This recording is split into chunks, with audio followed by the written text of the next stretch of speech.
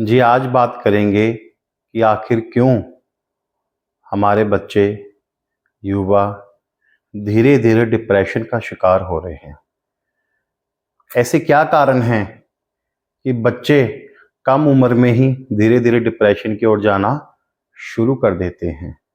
वह माता-पिता की भी बात नहीं मानते हैं। अगर परिवार में कोई रिश्तेदार आ जाए तो उनके पास बैठना पसंद नहीं करते हैं। घर है, अकेले रहेंगे, किसी से घुलना-मिलना नहीं है, अपने ही ख्यालों में खोए रहते हैं। आखिर ऐसा क्यों होता है? देखिए जी, माता-पिता के लिए जीवन में सबसे बड़ी खुशी होती है उनके बच्चे। और जब वह अपने बच्चों को इस अवस्था में देखते हैं, तनाव में देखते हैं, डिप्रेशन में देखते हैं, तो माता-पिता भी दुखी रहना शुरू कर देते हैं। देखिए जी, समस्या कहाँ से शुरू होती है? बच्चा तनाव में रह रहा है, डिप्रेशन में रह रहा है, तो सबसे पहले तो माता-पिता इस बात को एक्सेप्ट ही नहीं करते, ना ही किसी से इसके बारे में खुल के बात करते हैं। क्यों? क्योंकि हमारी इसमें बेइज्जती होगी, हमारे बच्चे की बेइज्जती हो गई, लोग इसको पागल कहना शुरू कर देंगे। परंतु वह इस बात को भूल जाते हैं कि वह इस बात को जितना दबाएंगे उतना ही ये प्रॉब्लम बढ़ती जाएगी। देखिए जी, आज से 30-40 साल पहले डिप्रेशन किसी एक आदि बंदे को हुआ करता था, तो कह देते थे यार बंदा बड़ा दुखी है, इसको कोई घर में समस्या है, इस करके ये डिप्रेशन में जा रहा है। परंतु आजकल देखने में क्या मिलता है, अच्छे खासे घर के लड़के, बच्चे, घर में किसी प्रकार की कोई कमी नहीं है, सुख सुविधा की कमी नहीं है, फिर भी वह डिप्रेशन में क्यों रहते हैं? देखिए जी, जब हमारी जन्म कुंडली में ग्रह अपना असर डालते हैं ना हमारे जीवन पर, तो फिर घर में क्या है क्या नहीं है इस बात पर निर्भर नहीं करता है। आप देखना, अपने आसपास देखना, कई लोग ऐसे होंगे जिनके पास किसी भी प्रकार की संपत्ति की कमी नहीं है, धन दौलत की कमी नहीं है, परंतु अकेले रहते हैं, डिप्रेशन में रहते हैं, मानसिक तनाव में रहते हैं। आखिर ऐसा क्यों होता है, किस ग्रह के कारण होता है? आज हम वीडियो में इसी बात के ऊपर चर्चा करेंगे, इसलिए आप वीडियो के लास्ट तक बने रहे। उससे पहले आप मेरे चैनल गगन शर्मा व्लॉग्स को सब्सक्राइब अवश्य कर दीजिए। बहुत बहुत धन्यवाद। राधे राधे। देखिए जी, जब जन्म कुंडली में चंद्रमा खराब फल देने लग जाए तो ऐसी अवस्था में जातक धीरे धीरे इमोशनल होना शुरू हो जाता है। ऐसे जातक हर बात पे इमोशनल रहते हैं, इमोशनल सोचते हैं। ऐसे जातक इमोशनली वीक होते हैं और अपने जीवन में स्ट्रॉन्ग डिसीजन नहीं ले पाते हैं। अब मान के चलिए किसी का चंद्रमा 6वें घर में बैठा है, 8वें घर में बैठा है या 12वें घर में बैठा है, तो ऐसे जातक आप देखना इमोशनली आपको वीक मिलेंगे, बहुत जल्दी घबरा जाते हैं। कोई परिवार में या कोई जीवन में नेगेटिव सिचुएशन आ जाए, उसको फेस नहीं कर पाते हैं, करेंगे तो पहले ही डरना शुरू कर देंगे, पता नहीं क्या हो जाएगा। मतलब कहने का भाव है कि एग्जाइटी रहने लग जाती है, हमेशा घबराते रहेंगे यार मेरे साथ ये ना हो जाए, या अगर परिवार में बैठे हैं तो सोचते रहेंगे यार इसके साथ ये ना हो जाए।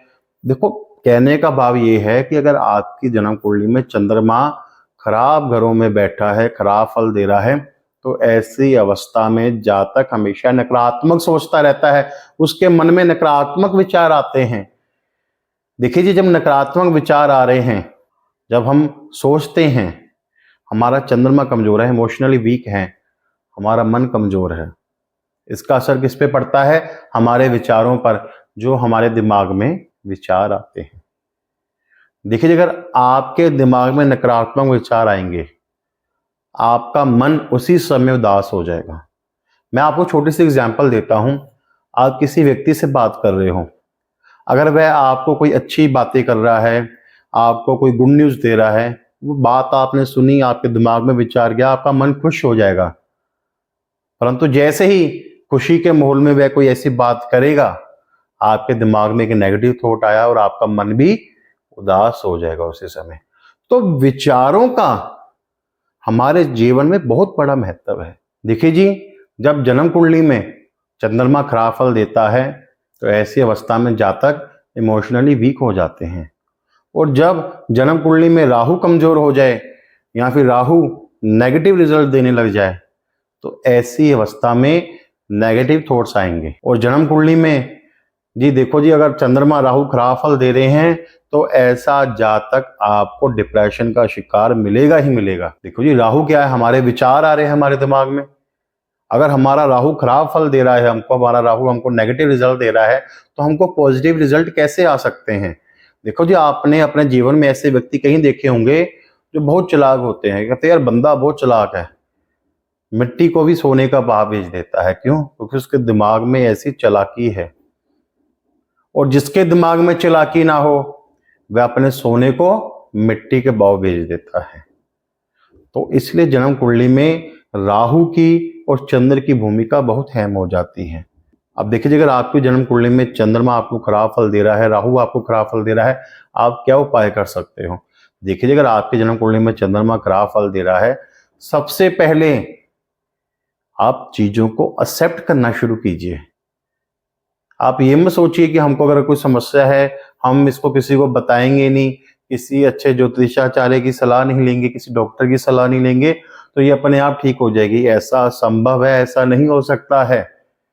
अगर आपको लग रहा है कि आपके जीवन में कोई समस्या है, आपको कोई शारीरिक समस्या है, कोई हेल्थ इशू है, आप ज्योतिषाचार्य के पास भी जाइए, डॉक्टर साहब के पास भी जाइए।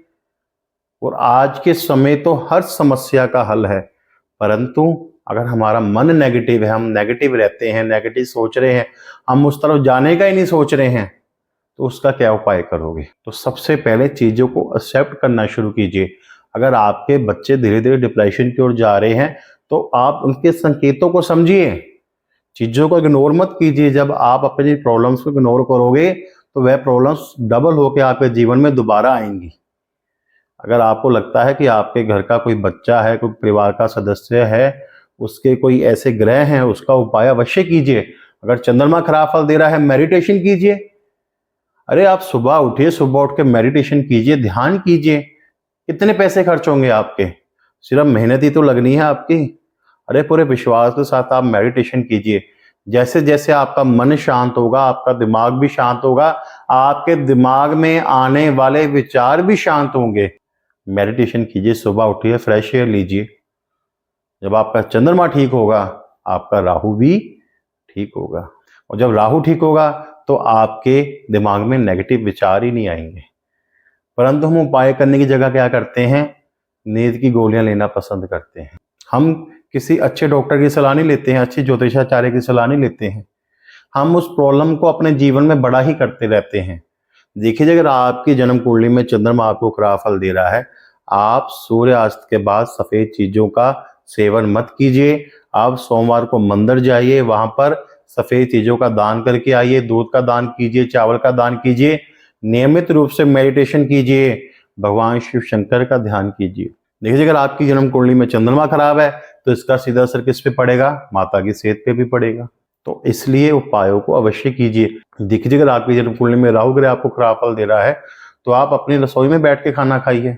और उपाय आप क्या कर सकते हो, जो लेके कच्चे दूध का छींटा मार के सर से एंटी क्लॉक घुमा के जो को आप जल प्रवाह कीजिए। आप देखना कि आपको अवश्य लाभ पहुंचना शुरू हो जाएगा। देखो जी, ये उपाय तो आप करते रहिए। एक चीज का और ध्यान रखिए कि आप अपनी घर की छत को साफ रखिए।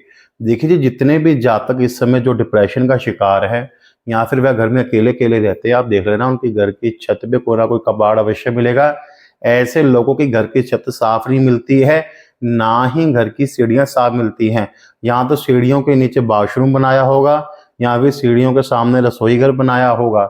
ऐसे जातकों के घर में आप जब भी जाओगे तो सीढ़ियां हमेशा टूटी फूटी कंडीशन में ही पाएंगी। तो आप इन चीजों का ध्यान रखिए, अपनी घर की छत को भी नियमित रूप से साफ कीजिए, ताकि जो ग्रह आपको नेगेटिव रिजल्ट दे रहे हैं, उन उपायों को करने के बाद आपके जीवन से परेशानियां कम होनी शुरू हो जाएं। अगर आपको ये वीडियो पसंद आया तो वीडियो को लाइक अवश्य कर दीजिए।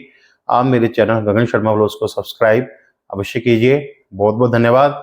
राधे राधे।